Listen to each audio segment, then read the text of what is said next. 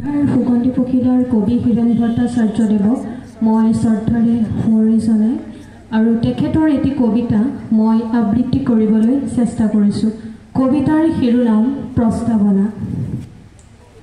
মোৰ দুহাত লোহাৰ শিকলিৰে বন্ধা, কেতিয়াবা ভাবোঁ খুন কৰোঁ নাইবা নিজেই নিহত হওঁ সিহঁতৰ হাতত।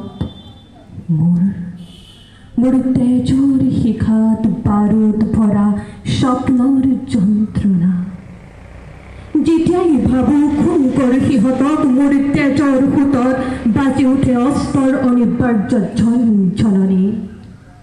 সমস্ত শক্তিৰে চিনি পেলাওঁ হাতৰ শিকলি, সন্মুখৰ শোভাযাত্ৰাত যোগ দিওঁ অথবা নিঃশব্দে তুলি লওঁ শ্বহীদৰ দেহা।